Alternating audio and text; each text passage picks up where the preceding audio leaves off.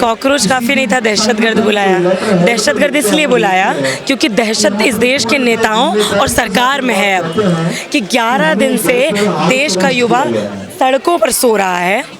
11 minute नहीं है सरकार के पास कि आके बात सुने, जवाब दें। उसके अलावा मतलब निवारण छोड़ दीजिए, बात सुनने के लिए 11 मिनट नहीं है।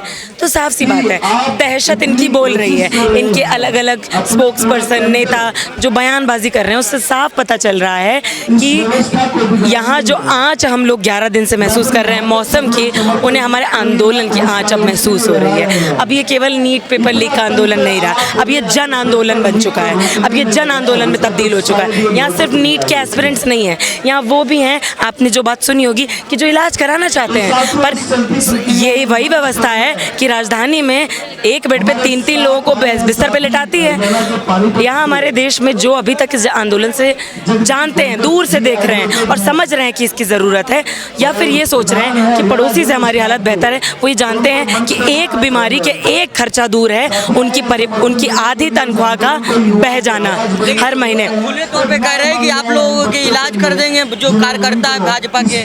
देखिए, इतिहास में इलाज तो हमेशा जन आंदोलन नहीं किया है, उनका जो सत्ता में बैठे हैं, ठीक है। तो वो अगर ये बातें कह रहे हैं तो उनकी आंखों में भय, उनकी हमारी आवाज़ में खरिश है आंदोलन की, उनकी आवाज़ में भय है जनता के आंदोलन का।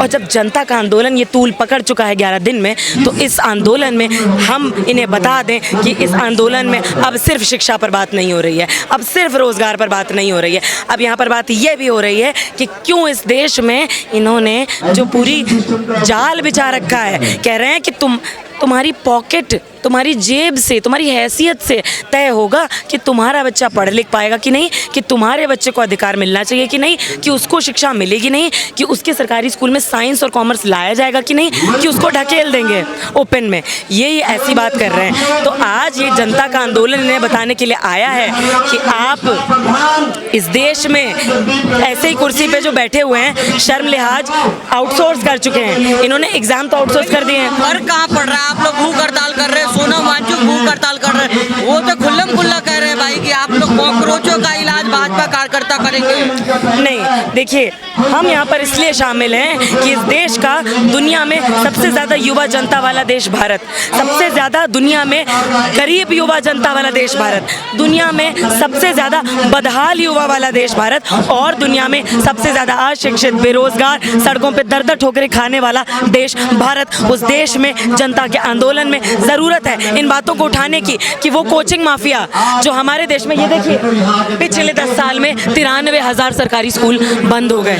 जिस देश में और अच्छे सरकारी स्कूलों की और स्कूलों के खुलने की ज़रूरत थी, ये 93,000 जो स्कूल बंद हुए, नेताजी का बच्चा पढ़ता है यहाँ पे, मंत्री जी का बच्चा पढ़ता है यहाँ पे। अरे नहीं, नेताजी का बच्चा जाता है देहरादून, कॉन्वेंट जाता है, उसके बाद फॉरेन यूनिवर्सिटी जाता है, और बाकी लोग भैंस चराएं, ऐसी सरकारें हमसे कह रही हैं। अरे जो हमारे देश में खाप पंचायतों से लड़ रहे हैं मजदूर के बच्चे, किसान के बच्चे, कि वो खाप पंचायतें नहीं चाहती हैं कि गरीब का बच्चा पढ़ जाए, मजदूर का बच्चा पढ़ जाए, औरत का बच्चा पढ़ जाए या औरत पढ़ जाए, वो खाप पंचायतें नहीं चाहती हैं, वो दबंग हैं। उनके खिलाफ जो संघर्ष कर रहा है गाँव में, यूपी के, बिहार के, उड़ीसा के, उन सब युवाओं की, उन सब जनता की मुद्दों को, कंसर्न्स को उठाने के लिए हम लोग यहाँ पर मौजूद हैं कि भैया इस गैर बराबरी की सीढ़ी में आपका जो पिछड़ा है, जो अभी तक अधिकार जिसको नहीं मिला, वो वहीं पर अगर पिछड़ता ही रहे, आंदोलन चलता ही रहे, तो क्या मतलब है? उम्मीद है आपको कि सरकार सुनेगी आपकी बात? सरकार के लोग तो रुख अपनाए हुए हैं कि कॉकरोच कोई इलाज हो जाएगा। अभी तक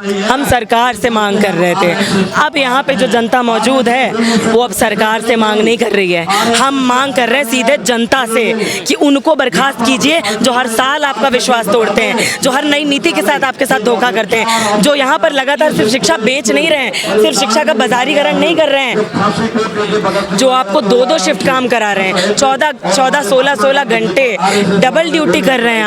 आपको लग रहा है कि नहीं पड़ोसी से तो 2,000 ज़्यादा कमा रहे हैं, पर आपका बच्चा भी उसके स्कूल में वायरस है, जो आपको वायरस कहा जाता है। क्रांति का स्वर समाज में सरकार की नज़रों में वायरस ही होता है। देखिए, जब कोरोना वायरस अमीर लेके आ रहे थे एयरपोर्ट से, तब तो ये रोक नहीं पाए, और अभी भी जो व्यवस्था परिवर्तन की बात यहाँ पर कर रहे हैं जनता के लोग, छात्र, युवा, वो इनके लिए वायरस है, क्योंकि इनके अच्छे दिन की दुकान बंद करने के लिए बैठे हैं। ये वायरस है उनके अच्छे दिनों में सेंध लगाने के लिए, उनकी लूट में सेंध लगाने के लिए जो छात्र युवा यहाँ बैठा है उनके लिए वो वायरस है। तो यहाँ से हमारी मांगे हैं कि भैया क्यों नहीं तुम वन नेशन वन इलेक्शन चिल्लाते रहते हो, one nation one education system से क्यों इनको इतनी खुजली महसूस होती है, हैं कि नेताजी का बच्चा, अंबानी का बच्चा, अडानी का बच्चा, गरीब का बच्चा, मजदूर का बच्चा, हमारी दलित बहन का बच्चा, हमारी सफाई कर्मचारी बहन का बच्चा, खेत मजदूर का बच्चा, इसी देश की राजधानी में से लेके कोनों तक उनका सबको बच्चों को क्यों नहीं मिलना चाहिए बराबर स्कूल, क्यों नहीं मिलना चाहिए बराबर स्कूल। 8वीं के बाद छट रही है, 12वीं के बाद छट रही है, उसको ओपन में ढकेल रहे हो, वो जूता पंचर रिपेयर में उसकी प्लेसमेंट कर रहे हो। उनकी बहुत ये उनकी विचारधारा नहीं कहती ना कोई गरीब का दलित का बच्चा पढ़े।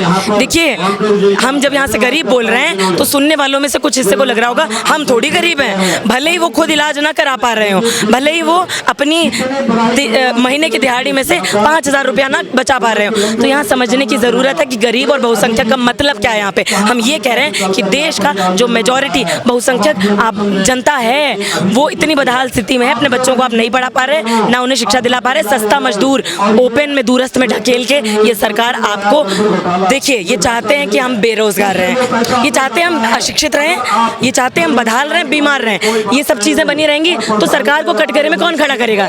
नहीं, इतनी एनर्जी नहीं बचेगी ना। आप बदहाल रहेंगे, बेड पे पड़े रहेंगे, आपको मक्खी काटेगी, ये सब आप राशन मिल रहा है, पूरा जनता खुश है राशन खा के। देखिए, जिस राशन में लगे हुए हैं जूं, जिस राशन में कीड़ा पड़ा हुआ है, ठीक है, वो तमाचा है हमारे जो मेहनत करके हम इस व्यवस्था को बना रहे हैं। इस देश को प्रधानमंत्री नहीं चला रहे, इस देश को अबानी अंडानी नहीं चला रहे, इस देश को चला रहे हैं आप जो हमें सुन रहे हैं, जो आप 15-16 घंटे काम करते हैं पर अपने बच्चों का, अपने माता पिता का इलाज नहीं करा पा रहे हैं, जो ये मजबूर हैं इस सोचने में कि हमारी माँ भी बीमार है, बाप भी बीमार है और बच्चा भी बीमार है, पर बच्चे का इलाज करा रहे हैं मजबूरी में, ये सोचकर कि ये आगे हमारा पालन पोषण करेगा। ये तो बूढ़े हैं, चाहते दोनों का इलाज कराना है पर नहीं करा पा रहे हैं, क्योंकि यहाँ मामला नीट का नहीं है सिर्फ, ये मेडिकल कॉलेज नहीं खोल रहे हैं, क्योंकि मेडिकल कॉलेज खोलेंगे आपका बच्चा पढ़ जाएगा, डॉक्टर बनेगा, सवाल पूछ लेगा, फिर सरकार को कटघरे में खड़ा करेगा ना।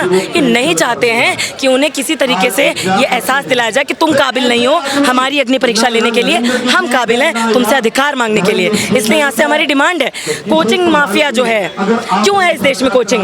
क्योंकि सरकारी स्कूल की हालत खराब करी जा रही है। नेता का बच्चा जाता है कोचिंग सेंटर? नहीं, पर कोचिंग सेंटर एलन कोटा कौन जा रहा है? मध्यम वर्ग, निचले मध्यम वर्ग का बच्चा भी नहीं जा पा रहा है, ठीक है। तो कोचिंग सेंटर इसलिए है क्योंकि आपने स्कूलों को इतना खराब कर दिया है। क्यों नहीं आप स्कूल को बेहतर बनाते? तो ये जो coaching mafia, paper leak mafia, इस पर क्यों नहीं आप रोक लगाते? बंद कीजिए इसको।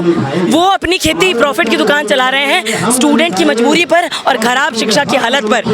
ये क्या किसी भी देश में सिर्फ दोहरी शिक्षा नीति नहीं, इस तरीके के प्रॉफिट पर पलने वाले कुकर मुत्तों को पलने देना चाहिए नहीं। अगर जब तक ऐसा रहेगा आपका बच्चा, देखिए आपको लगता होगा कि नहीं वो तो गांव में गरीब का बच्चा सरकारी स्कूल में झाड़ू लगा रहा है, आपका नहीं भी लगा रहा है ना, आपके बच्चे के स्कूल में कंप्यूटर नहीं है, कॉमर्स नहीं है, साइंस नहीं है, और ये जब सारी चीज़ें नहीं है तो ढकेला जाएगा ओपन में। ओपन समझते हैं दूरस्थ। लेकिन मैम आप इतने सवाल उठा रही हैं, वो तो कह रहे दहशतगर्दों की बी टीम है, आप लोग दहशतगर्द बता रहे हैं। देखिए यहीं से जनता ने बोला है कि अगर यहाँ दहशतगर्दों की बी टीम है तो ए टीम तो वहीं बैठी होगी, कुर्सी पे सत्ता में बैठी होगी। तो असल देखिए देशभक्ति आपको आज ये समझना पड़ेगा कि ये सोच रहे हो कि भगत सिंह पड़ोसी के घर में पैदा हो तो उससे काम नहीं चलेगा। देखिए अगर आप परिवार से डरते हैं, सरकार से डरते हैं कि ये तो हमें चुप करा देंगे, तो बस एक मैसेज है आपके लिए। देखिए उस समाज में भगत सिंह को फांसी चढ़ाई जा सकती है जहाँ पूरे देश में सिर्फ एक भगत सिंह हो, जहाँ हर युवा और छात्र भगत सिंह बनकर व्यवस्था परिवर्तन का साफा बांधकर सड़क पर उतरेगा कि अब गैर बराबरी नहीं सहेंगे, अब केवल बर्खास्तगी नहीं मांगेंगे, अब केवल ठग एजेंसी की डिसबैंडमेंट नहीं मांगेंगे, अब मांगेंगे मालिक हो या मजदूर का बच्चा सबको शिक्षा एक समान, क्योंकि सबको शिक्षा एक समान नहीं मिलेगी।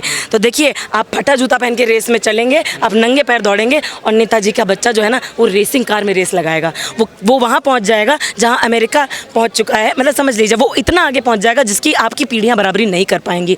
तो इसलिए आज को आपको फैसला लेना है कि जन आंदोलन से जुड़ना पड़ेगा और जनता के असली मुद्दों को पुरजोर तरीके से उठाना पड़ेगा। पर देश की जनता युवा तो मंदिर मस्जिद से जुड़ गया ना देखिए। जी, मंदिर मस्जिद जहाँ बनाए हैं वहीं की जनता ने तो बाहर भगाया है। आपको नहीं पता है कि अयोध्या में आपने कितने घर उजाड़ कर मंदिर बनाए, कितने लोगों की जीविका जन जीविका सब छोड़ खींच कर आपने उनको उजाड़ करके जो मंदिर बनाए हैं, वहाँ पर भी तो आजकल बयानबाजी आ रही है कि हमारे हिंदू भाई ने चोरी कर ली तो क्या हो गया। अरे भैया, आपकी जेब भी काटी जा रही है और आपसे कह रहा है आप शिकायत भी मत करो। आपकी जेब भी काट लेंगे और कहेंगे कि चूं भी मत करो तुम, तो ये जेब मत कटने दीजिए, क्योंकि आप ही इस देश को बना रहे हैं अपनी मेहनत से। तो उस मेहनत का हिसाब मांगिए, व्यवस्था से हिसाब मांगिए। व्यवस्था पर छोड़ देंगे तो ये वही व्यवस्था है जिसने 47 में वादा किया था राइट टू एजुकेशन देने का, 60 साल से ऊपर लगे, केवल 8वीं तक दिया। आज मांगिए, पुरजोर तरीके से मांगिए, जन आंदोलन से ज़मीनी स्तर पर जुड़ कर मांगिए और इस आंदोलन में अपने कंधों पर जिम्मेदारी रखिए, किसी नेता पर नहीं, किसी आगे की आवाज़ पर नहीं कि वो हमारी आवाज़ उठाएगा। कोई मसीहा नहीं आएगा। आपको जनता के आंदोलन में उतरकर ये मांगना है कि हमारे हाशिया के मुद्दे क्यों नहीं शामिल हैं इस आंदोलन में, उनको इस आंदोलन का हिस्सा बनाइए।